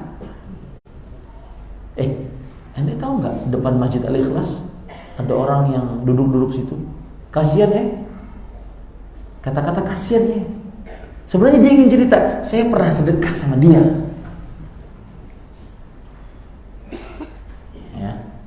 Sudah, diamkan saja, biarkan itu sampai akhir hayat, dan usahakan itu adalah yang kita amalkan sampai akhir hayat. Tidak ada yang tahu kecuali Allah Subhanahu wa taala. Baik. Permasalahan pertama, kapan menampakkan amal disyariatkan? Para ikhwan yang dirahmati oleh Allah Subhanahu wa taala, Imam Ibnu Qudamah mengatakan faslun fi bayani rukhsah fi qasdi izhari ta'ah. Pasal tentang penjelasan keringanan sengaja memperlihatkan amal ketaatan. Boleh memperlihatkan amal ketaatan. Meskipun asal hukumnya amal ketaatan tersebut disembunyikan, tetapi ada masanya keringanan untuk memperlihatkan amal ketaatan dengan sengaja. Beliau mengatakan, wa fil izhari faidatul iqtida wa targhibun nasi fil khair. Apabila di dalam menampakkan amalan tersebut ada faedah untuk dicontoh dan memotivasi manusia untuk berbuat kebaikan. Ini satu, untuk dicontoh. Maka boleh bersengaja menampakkan amal agar dicontoh. Seorang suami baca Quran di tengah rumah, boleh, agar anak-anaknya, istrinya baca Quran. Yang kedua, minal a'mal ma la yumkinul israru bihi kal haji wal jihad. Yang kedua, boleh menampakkan amal dengan sengaja apabila amalan-amalan tersebut tidak bisa tidak ditampakkan, seperti haji dan jihad, seperti sholat berjamaah, seperti sholat subuh, seperti sholat Jumat. Ada orang ditanya, kenapa nggak pernah ke masjid? Takut teriak saya. Gimana? Padahal dia laki-laki. Ya, nah ini tidak benar. Kenapa nggak pernah haji? Padahal dia saudagar kaya. Iya itulah, saya tuh takut teriak saat haji. Lah gimana? Mau ditutupin gimana saat haji? Pas lempar jamarat gimana? Ya, nggak bisa. Nah ini yang kedua, para ikhwan yang dirahmati oleh Allah Subhanahu wa taala. Nah, Berarti kita akan runut, ya, para ikhwah yang dirahmati oleh Allah Subhanahu wa taala, amalan-amalan yang diberikan keringan boleh dinampakkan dengan sengaja. Yang pertama adalah untuk dicontoh, tadi sudah kita tulis. Yang kedua, amalannya karena memang diperlihatkan, tidak bisa tidak, harus terlihat. Seperti selalu menjaga sholat berjamaah, sholat Jumat, ya, seperti melakukan amar ma'ruf nahi mungkar. Kemudian yang ketiga adalah amalan-amalan tersebut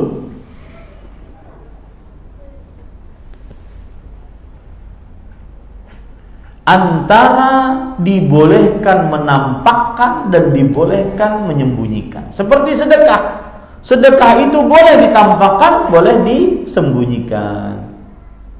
Ya, Allah berfirman dalam Al-Qur'an, "In tubdus sadaqati fa ni'mahi wa in tukhfuha wa tu'tuha al-fuqara fa huwa khairul lakum." Jika kalian menampakkan sedekah, maka itu bagus bagi kalian. Jika kalian menyembunyikannya, maka itu lebih baik bagi kalian. Nah, ini boleh, ya, seperti itu. Taib. Kemudian para ikhwah yang dirahmati oleh Allah, permasalahan yang kedua, meninggalkan beramal takut riya. Tidak mau beramal karena takut riya. Ini adalah penyimpangan. Tidak mau beramal takut riya, ini adalah penyimpangan. Berkata Imam Nawawi rahimahullah, "Man azama ala ibadatin tarakaha makhafata an yaraha an-nasu fahuwa mura'in." Siapa yang sudah bertekad untuk mengerjakan sebuah amal ibadah, lalu dia tinggalkan karena khawatir dikira manusia riya, maka ini adalah riya. Ya, ini adalah apa? Riya. Dia sudah bertekad untuk mengerjakan sebuah amalan, lalu dia tinggalkan karena takut dikatain riya, maka ini adalah apa? Riya. Ya. Kecuali kalau seandainya dia tidak beramal di hadapan manusia, tapi saat sendirian dia beramal, maka ini tidak riya.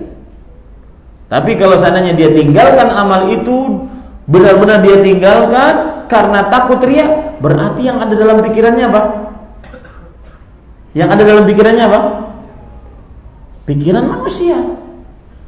Ya, tidak ingin mendapatkan pahala dari Allah Subhanahu wa taala. Taib. Kemudian permasalahan yang ketiga, beramal dan niatnya dibarengi dengan sesuatu. Beramal dan niatnya dibarengi dengan sesuatu. Maka di sini ada 5 bagian. Perhatikan baik-baik. Yang pertama, beramal niatnya hanya ingin dapat pahala dari Allah saja. Ini yang paling utama. Beramal hanya ingin dapat pahala dari Allah saja. Ini yang paling utama. Yang kedua, beramal karena Allah, tetapi juga ingin sesuatu yang diperbolehkan. Seperti berpuasa karena Allah dan berniat dari puasanya tersebut agar sehat, ini boleh. Berhaji karena Allah dan berniat dengan hajinya tersebut bisa berdagang, ini boleh. Berjihad karena Allah dan berniat dalam jihadnya tersebut ingin dapat harta rampasan perang atau tawanan perempuan. Kalau seandainya diperangi kan orang-orang kafir yang bule-bule itu, kemudian kita berperang niatannya karena Allah, tapi juga ingin memperbaiki keturunan. Dapat budak nih lumayan. Nah, itu boleh ya. Kemudian berjalan ke masjid karena ingin pahala dari Allah dan juga dengan niat jogging, boleh. Agar sehat. Ya, ini bagian yang kedua. Beramal karena Allah dibarengi dengan niat yang boleh, maka dia boleh. Yang ketiga, beramal karena Allah dibarengi dengan niat yang tidak diperbolehkan, seperti beramal karena Allah ingin dapat pujian dari manusia. Ini tidak boleh. Ini haram hukumnya. Ya, ini haram hukumnya. Kemudian yang keempat, beramal karena Allah, mengerjakan amalan-amalan sesuai dengan syariat.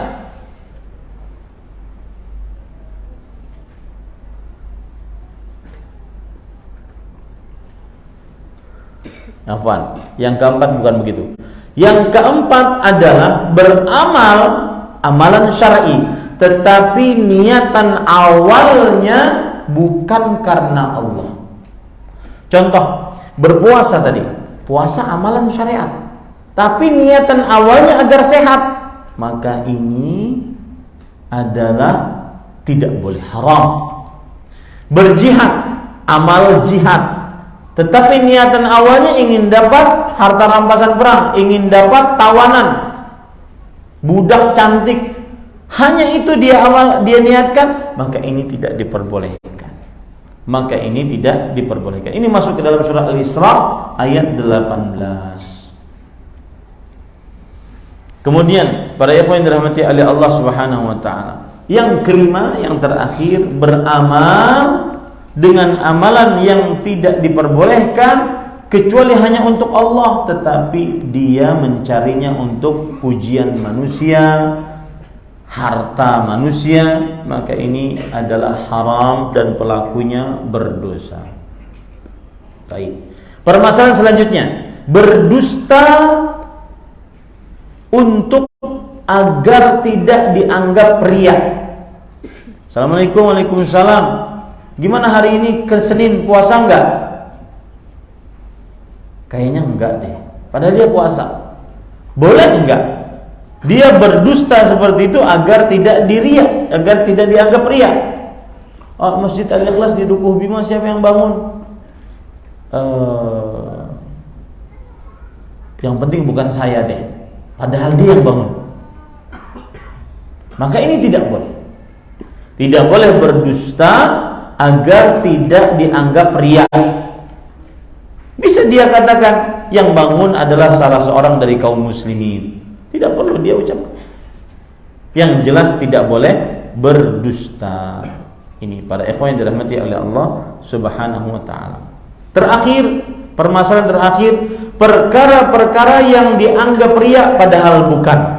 Pertama, jika dipuji oleh manusia padahal dia tidak menuntut, maka ini bukan riya. Yang kedua, terkenal, populer, masyhur, ini bukan riya kalau dia tidak menuntutnya. Yang ketiga, dia semangat beribadah karena melihat fulan yang semangat, dia ikut semangat, ini bukan riya.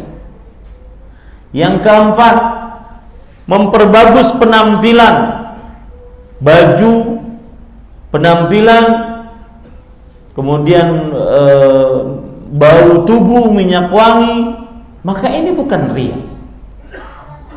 Kemudian yang selanjutnya adalah menutupi dosa dan tidak berbicara atas dosanya, ini juga bukan riya. Nah, ini beberapa permasalahan-permasalahan yang berkaitan dengan keikhlasan. Alhamdulillah selesai yang disampaikan. Semoga yang disampaikan bermanfaat. Apa yang baiknya dari Allah Subhanahu wa taala. Wallahu a'lam. Saya akan jawab yang hanya dengan sesuai dengan tema. Bagaimana mengkolerasikan antara menyembunyikan hafalan Quran namun dia juga diamanahkan imam karena dia yang lebih berhak menjadi imam, dan seorang yang faqih terhadap ilmu namun di antara menyembunyikan ilmunya sedangkan dia harus mendakwakan ilmunya kepada orang lain, dan suami yang qiyamul lail menyembunyikan kepada istri namun ada perintah dari sunnah tentang membangunkan istri diajak untuk qiyamul lail. Jawabannya adalah apa yang bisa dia perlihatkan, perlihatkanlah.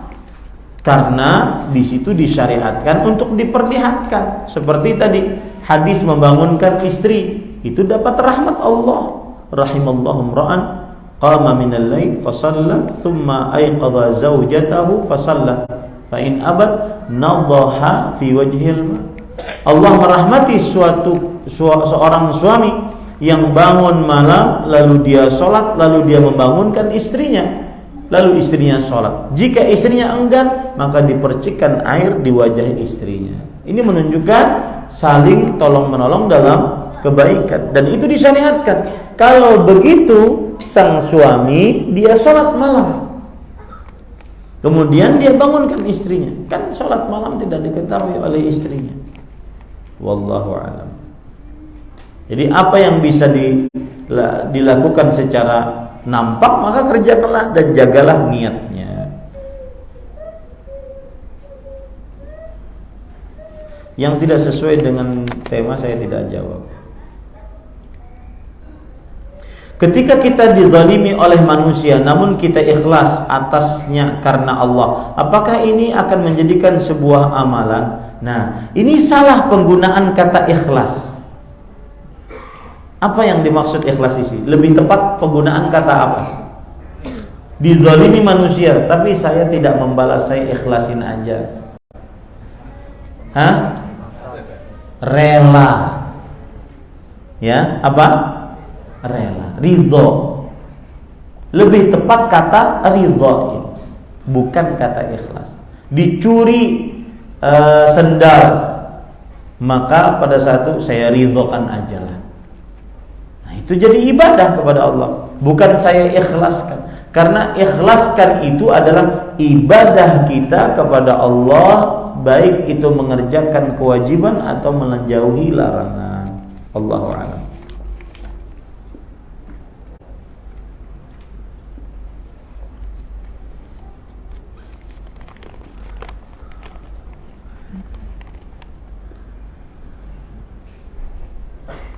Saya jatuh bangun dalam taubat. Saat ini saya berada dalam masa futur. Banyak ibadah sunnah yang hilang, terutama tahajud. Dan yang paling parah, saya setiap sholat mandi junub terus.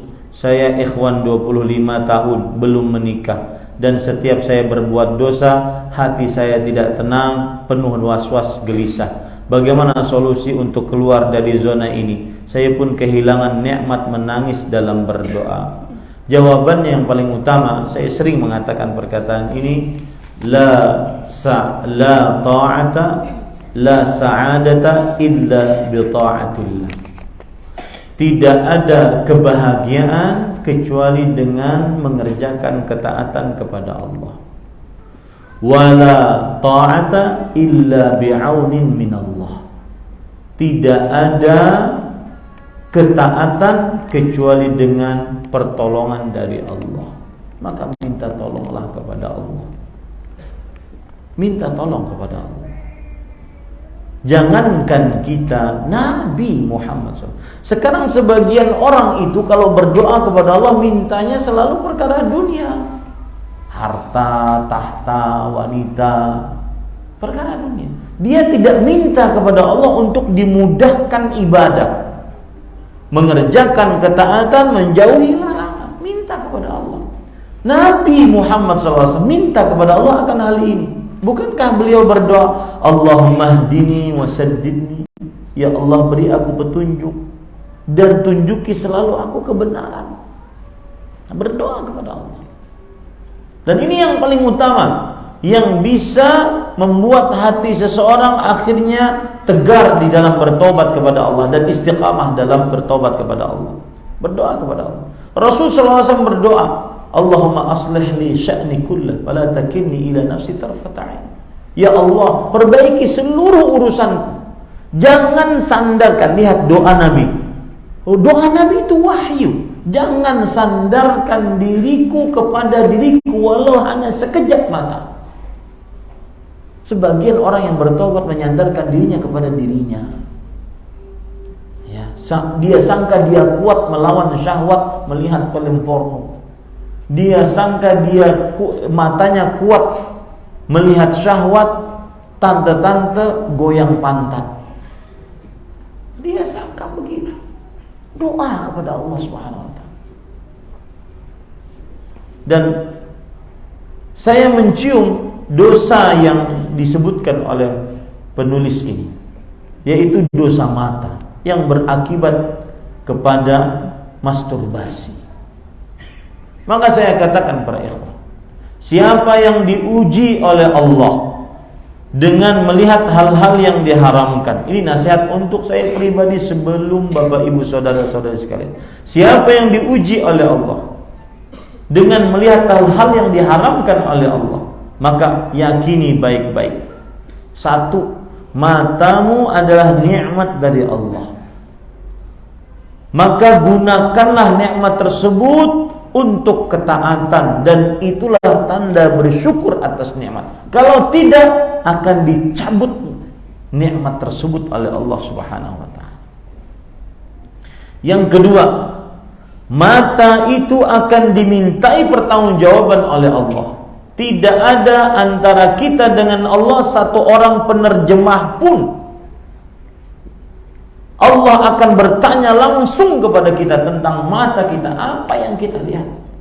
Sebagaimana hadis Rasul riwayat Imam Tirmidzi, an jismi fima abla, tentang anggota tubuhnya dia gunakan untuk apa? Dua. Yang ketiga, mata tersebut akan bersaksi kelak pada hari kiamat atas semua yang dilihatnya. Saat mulut tertutup, tangan berbicara, kaki berbicara, mata bersaksi di hadapan Allah Subhanahu wa taala. Maka para ikhwan yang dirahmati oleh Allah Subhanahu wa taala, berdoalah. Terutama di waktu-waktu mustajab, di akhir malam. Inna sihamal lail la tukhti. Doa di malam hari tidak akan pernah meleset. Doa di malam hari. Berdoa kepada Allah Subhanahu wa taala agar senantiasa seseorang diberikan kemudahan untuk meninggalkan maksiat. Dan saya katakan kepada ikhwah yang seperti ini, dan kepada yang masih di dalam proses jatuh bangun dalam perihal bertobat, jangan putus asa dengan taubatmu. Jangan putus asa dengan taubatmu. Dan satu lagi, jangan pernah remehkan maksiat saat engkau berbuat dosa. Itu mengurangi nilai dosa di hadapan Allah. Saya pernah, ini kan sudah biasa, setiap bulan saya harus ke sini. Saya anggap ini saya mengajar di Jakarta, saya anggap saya mengajar di Samarinda, mengajar tetap sebagaimana saya mengajar di kelas. Maka para ikhwan yang dirahmati oleh Allah Subhanahu wa taala, kadang terlintas saya kan naik pesawat, selalu melihat pramugari. Kasihan kita. Kalau dia muslimah, perbuatannya itu haram, dosa besar. Pertama, safar tanpa mahram. Kedua, memakai minyak wangi di hadapan laki-laki yang bukan mahram. Yang ketiga, berdandan di hadapan laki-laki yang bukan mahram. Yang keempat, berpakaian yang ketat. Yang kelima, kadang-kadang terbuka aurat, dan seterusnya. Itu semua dosa besar. Tapi saya katakan, wajib semestinya dia meninggalkannya. Kalau ada celah saja untuk meninggalkan, meskipun gajinya tidak besar, wajib dia meninggalkannya. Tapi kalau sampai saat ini dia belum meninggalkannya, minimal dia takut kepada Allah. Jangan merasa nyaman dengan dosa yang dia lakukan. Sama dengan ini, minimal dia takut kepada Allah. Jangan pernah, lihat perkataan saya, jangan pernah putus asa bertaubat meskipun belum sempurna, meskipun pontang-panting, meskipun jungkir balik, karena di situ yang diinginkan oleh Allah Subhanahu wa taala. Walladzina jahadu fina lanahdiyannahum subulana.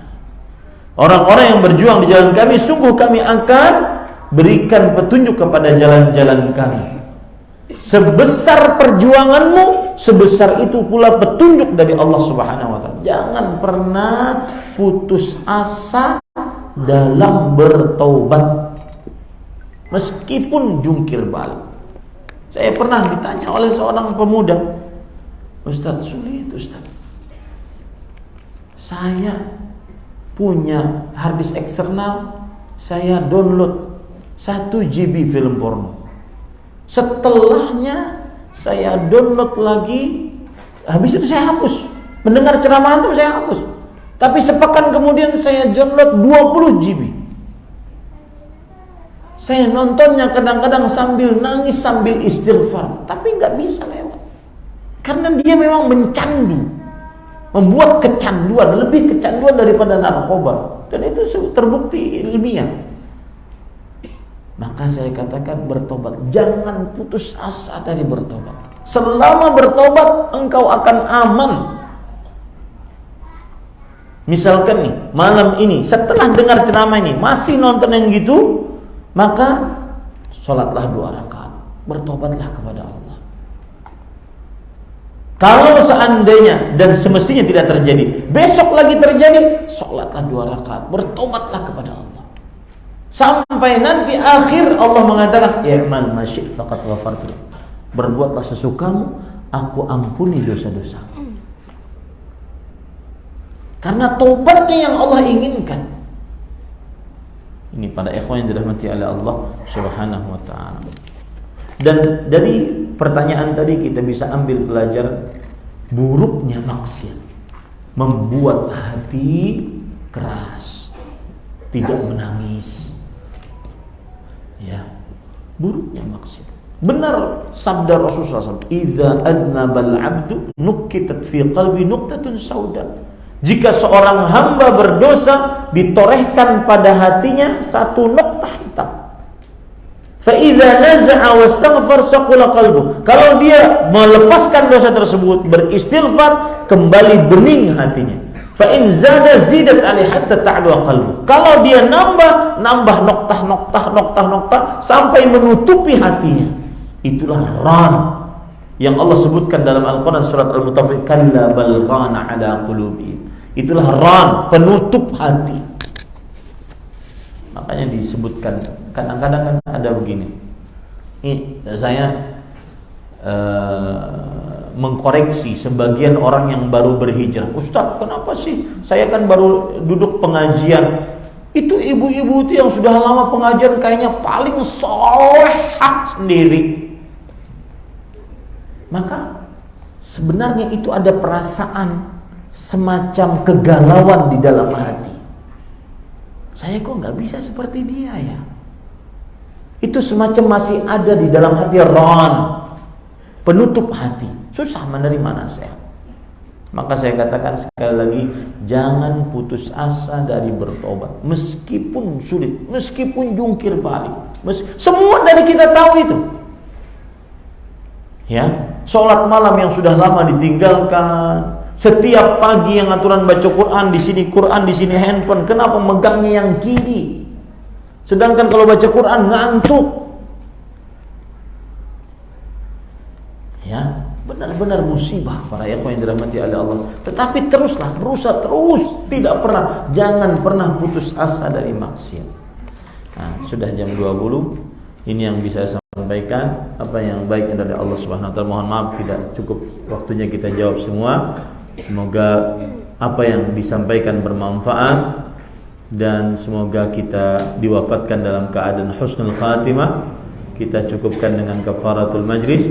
Subhanakallahumma wa bihamdika asyhadu an la ilaha illa anta astaghfiruka wa atubu ilaik. Wa sallallahu nabiyana Muhammad walhamdulillahi rabbil alamin. Wassalamu alaikum warahmatullahi wabarakatuh.